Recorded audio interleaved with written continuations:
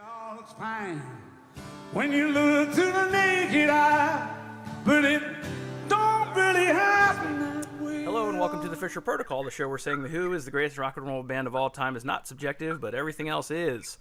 Please take a quick second to like, subscribe, and share with your Who-minded friends. The Who is a passion of ours, and this is more of a personal journey, and no money is made from these videos. So liking and subscribing let us know we're not alone in Wholand. Constructive feedback is always welcome, either in the comments below, or you can follow me as I spout Who-related content and other things on Twitter and Instagram at Fisher Protocol. I'm Ethan. I am joined today by my best Who friends, Tom and Betts. We don't claim to be experts, just three fans who like to talk about the greatest rock and roll band of all time, The Who. Hey, guys. Hi. What's going on? Well, I guess we're doing a Who News Network, a WNN thing here, because we haven't done one of those in a while. And there's Who News. And there's Who News, everybody. The Who, I don't know if you can tell, The Who has gone on tour. And the tour has begun. I have not seen The Who yet, but I am very much looking forward to the Philadelphia concert. The Who opened up their tour. Where did they open it up? At Hollywood, Florida. Yeah, on April 22nd, 2022, at the Hard Rock Live Seminole Hard Rock Hotel and Casino in Hollywood, Florida. I have been there before. I've walked through it. I don't remember why. But it was a dead day. To get out of Florida. It was a dead day. Really quick, what their set list was that first night was Overture, with an orchestra, Overture, 1921, Amazing Journey, Sparks, Pinball Wizard, We're Not Gonna Take It. I assume that also means See Me or Feel Me, even though that's not how it's listed. Who Are You? a deep cut called Who Are You? Eminence Front, Imagine a Man, which we'll talk about in a minute, because I tried to get my son ready for Imagine a Man, and it's weird. Hero, Ground Zero, Join Together. The band only was Substitute, The Seeker, I Can See for Miles, The Kid's All Right, Acoustic, Won't Get Fooled Again, Behind Blue Eyes with Katie Jacoby. Orchestra came back on, Ball and Chain, The Real Me, I'm One, 515, The Rock, Love Rain Army, Baba O'Reilly. Basically the same as Moving On. Right? Like, exact same. Actually, I think two of the songs from the band set were dropped the next night. But I'm not going to go into detail that because that doesn't matter. What matters is our very own Betts Crockett went to see The Who on April 27th, 2022, and in Tampa, and I want to hear all about it. Well, okay, yeah, I was at the Tampa show, which was a little bit of a matter of controversy, but I just kind of want to start off by saying that I want to get kind of the negative part out of the way for a minute, because this was a really interesting show in a lot of ways. If anybody in our audience was like on the fan pages the next day, and you made it a point to bully or harass anybody in production or the crew, like, don't do that. Like, log off, because that's not the vibe. And there were some people doing that. I was actually at that show. I thought it was great. There was a situation, and I'll talk about that in just a sec. I did go with three friends of mine who are all musicians, because I don't know anything about the technical part of that. So, but the show also opened with Tommy Overture and all that with the orchestra. We got to Eminence Front. Eminence Front was great. Like, that's where I felt like the rubber really hit the road, and I'll talk about Pete in a second too. We got to I Can See for Miles, and Roger had been having some issues with his in-ear monitor, and you could tell, like, he was getting really frustrated, and at one point took his monitor out, put it back in, put another one in, and about halfway through I Can See for Miles, he just stopped it, and he was like, I can't effing hear, is basically kind of what he said. And there was a real minute where everybody was sort of like, okay, what's happening? And then what happened next was really, really pretty great. It was almost like Pete kind of knew, like, my boy's frustrated, and I kind of got to get him back on track. And I know at this point they would do Won't Get Fooled Again as an acoustic, like they did in Jacksonville. a few minutes earlier, Pete was having his usual back and forth with people in the front row. Somebody was yelling "naked eye" at him, and he was like, "We don't take requests. F off." But thank you for buying my Ferrari for me. Right. So, have yourself a relationship like Pete has with the front row at a gig. But Pete kind of got Roger back. And I made a comment to some friends of mine that it was like, almost like he was Roger whispering. It's like, hey, come on, you got this, man. Let me get the acoustic. And he said to me, he's like, what do you want to play? What do you want to do, Roger? And Roger was like, I want to do Naked Eye. So they did Naked Eye. And I have to say, with all that pressure at the beginning of the show, that created a diamond, because I don't know that they've played this song for like 20 years, And I know there were some people who were grousing about, well, we won't get fooled again. I'm like, if you didn't get it, like, go watch it on The Kids Are All Right. This was a unique moment and a really special moment, because I think, these are two guys on the stage who, they've never always gotten along, they've gotten physical with each other a time or two. But at this moment, like, there was a mutual love and respect for each other, and it was really apparent, and it was awesome, and it got the show back on track. Pete was quality Pete. He was funny. He was acerbic. He played great. He kind of was the MC. Like, he did most of the talking. Just a hoot. Really, really funny. One of my friends said, like, if he just talked for like an hour, it would have been worth it just for that, because how funny he was and how great he was. The real standouts for me, the Behind Blue Eyes with Katie and the cellist.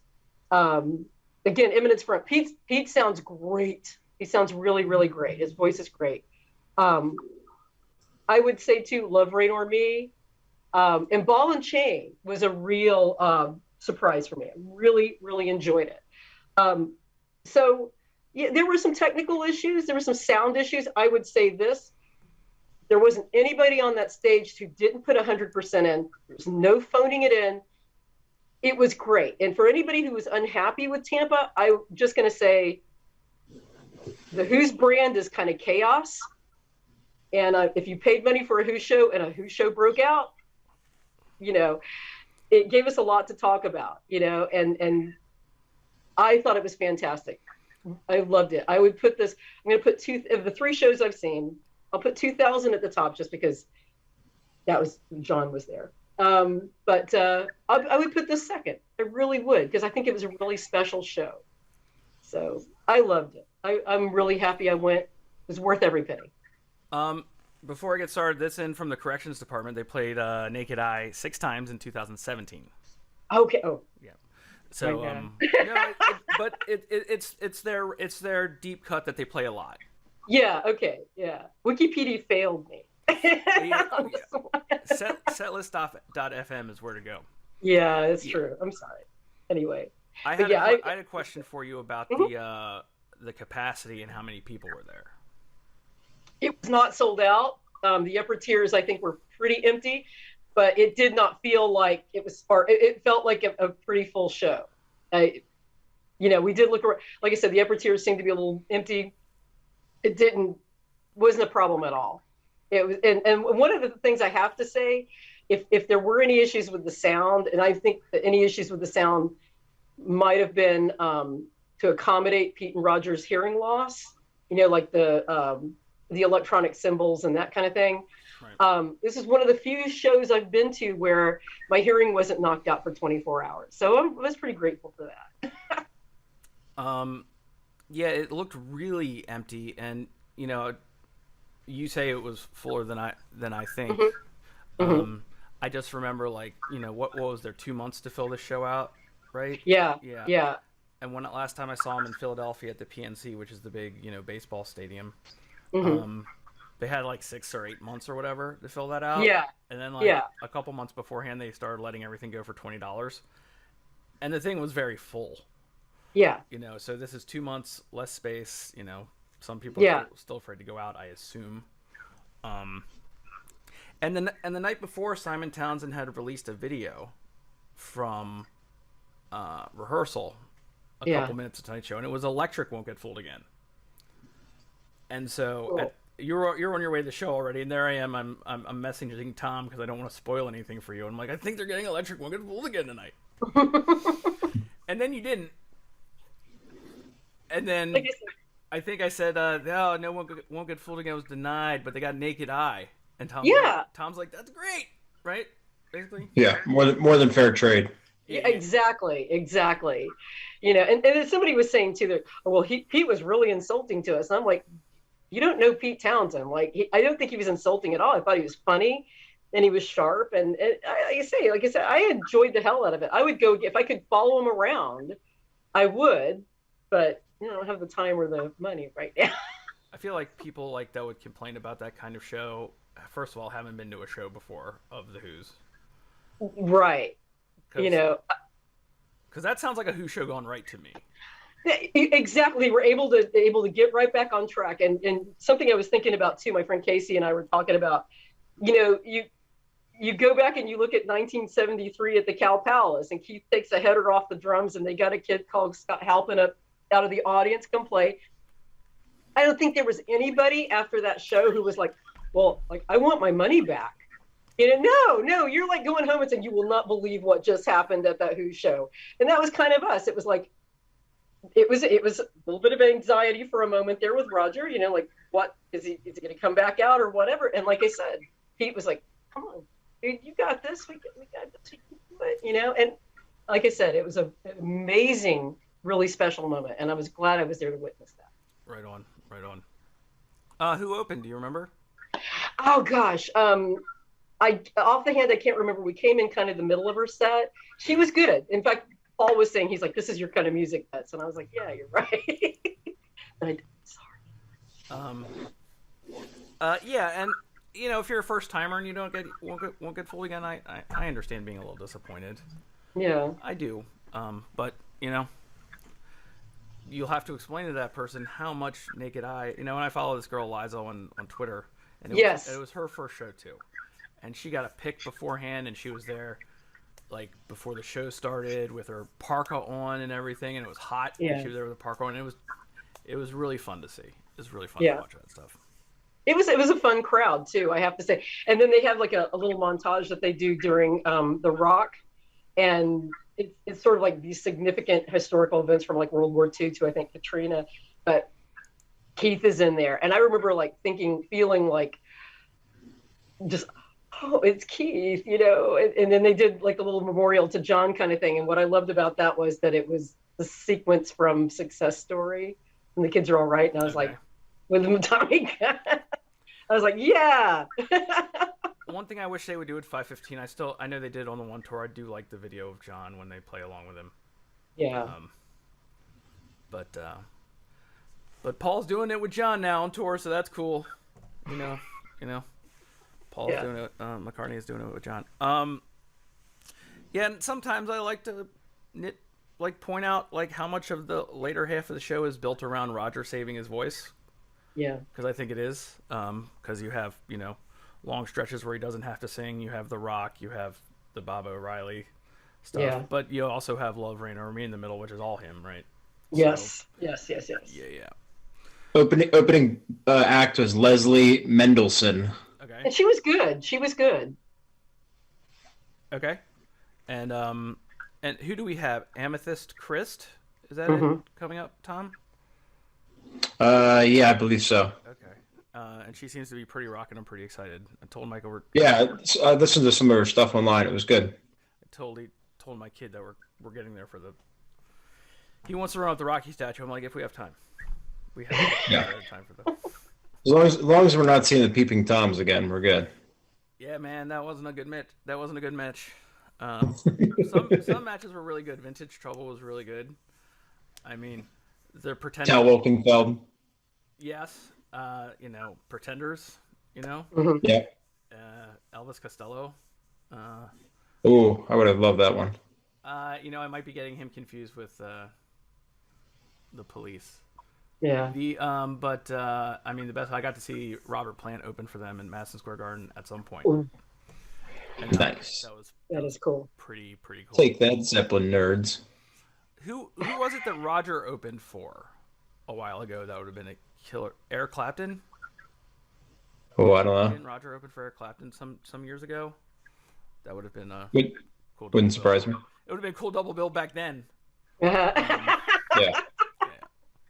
I'd be like, oh, okay, great. Yeah. What are you guys talking about backstage? All right, no. All right, then the Who ventured to I can't believe I closed out the page. Jazz Fest, right? Yeah. New Orleans Jazz Fest, yeah. And normally I'd be like, oh, the same set, let's not bring it up again. But it wasn't the same set. It was obviously a festival set, okay? They didn't open with the Tommy stuff, right? Mm-hmm. They opened with Who Are You, You Better You Bet, Eminence Front, Substitute, Join Together. An Electric Won't Get Fooled Again, which is a very weird place for an Electric Won't Get Fooled Again. I don't know why they didn't say that till the end. But I guess I understand. They have an amazing destroying closer right now. They should keep it. Yes. Behind Blue Eyes, Amazing Journey, Sparks, Pinball Wizard. We're not going to take it, so they did that Nut Meat and Tommy stuff, and then I guess they must have brought out, I don't know for sure, I guess they must have brought out the orchestra after. Yeah. They did, yeah.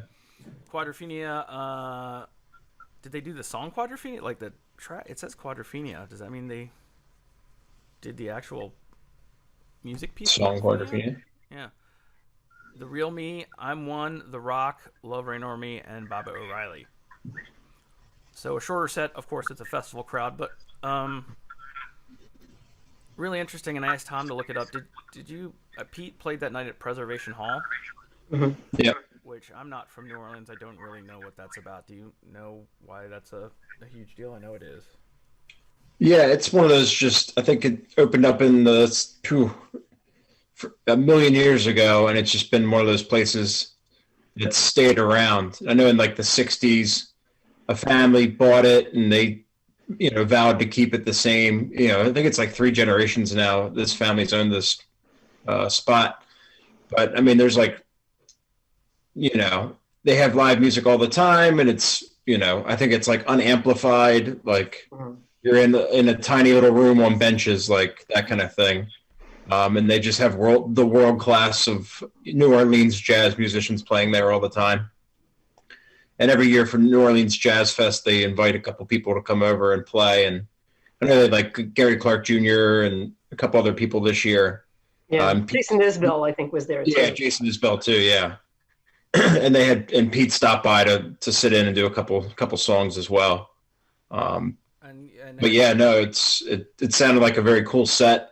I just can't imagine. It's just one of those places. I know like Tom Waits and all those guys really go heavy on in those places. Yeah. And I heard Dave Grohl was there too this year. You said. Yeah. Yeah.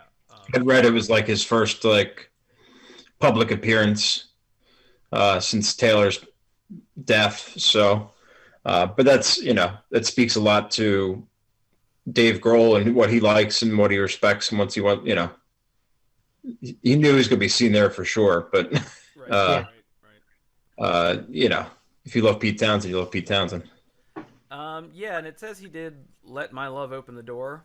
Mm-hmm. Yep. And then he, I guess, took out his 1928 banjo Mm-hmm. and played When the Saints Go Marching In, which I can only gather from reading what I read online is something they don't normally play there because it's too obvious a New Orleans song to play there. Yeah. I looked to see if there was any like lore about that, and I couldn't find anything, but I'm sure somebody will let us know in the comments, or they'll. But yeah, it's just got to be one of those things. Like I bet you that song, if there was a rule about it, would be played there every night. Like Yeah.